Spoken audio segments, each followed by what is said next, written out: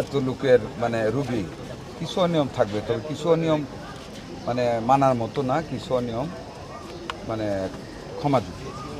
খুলনা 250 শয্যা জেনারেল হাসপাতালে রোগীদের জন্য বরাদ্দকৃত রেবিস ভ্যাকসিন সংকট ও নিম্নমানের খাবার সরবরাহের ঘটনায় ক্ষোভ প্রকাশ করেছেন স্বাস্থ্যমন্ত্রী সরদার মোহাম্মদ সাখাওয়াত হোসেন।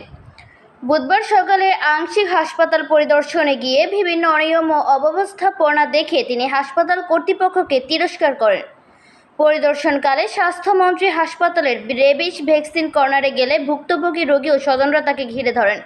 তারা অভিযোগ করেন, হাসপাতালে ভ্যাকসিন না থাকায় বাইরে থেকে টাকা দিয়ে কিনতে হচ্ছে। এ বিষয়ে হাসপাতালের তত্ত্বাবধায়ক ডক্টর মোহাম্মদ রফিকুল ইসলাম গাজীর কাছে জানতে চাইলে তিনি সরবরাহ সংকটের কথা জানান। তবে ঘটনাস্থল থেকেই ঢাকার সংশ্লিষ্ট দপ্তরে যোগাযোগ করে স্বাস্থ্যমন্ত্রী জানতে পারেন, ভ্যাকসিন সরবরাহের জন্য প্রয়োজনীয় যোগাযোগই করেননি হাসপাতালের তত্ত্বাবধায়ক।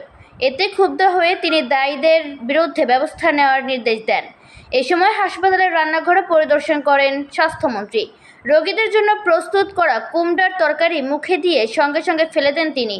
ক্ষোভ প্রকাশ করে বলেন, এ ধরনের খাবার আপনাদের বাসায় রান্না হলে কি খেতেন? পরে হাসপাতাল কর্তৃপক্ষকে রোগীদের জন্য মানসম্মত খাবার নিশ্চিত করার নির্দেশ দেন তিনি।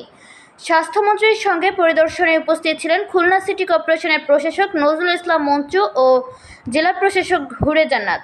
হাসপাতালে দীর্ঘদিন ধরে চলা বিভিন্ন অনিয়ম ও সেবার মান নিয়ে সাধারণ মানুষের অভিযোগের মধ্যেই স্বাস্থ্যমন্ত্রীর আকস্মিক পরিদর্শন শুরু করে আলোচনার জন্ম দিয়েছে।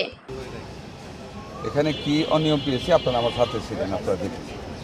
আমি অ্যাকর্ডিংলি জনগণের সাথে অ্যাকশনে যাব, যতটুকু অ্যাকশন নেওয়া যায় ততটুকু অ্যাকশনে যাব।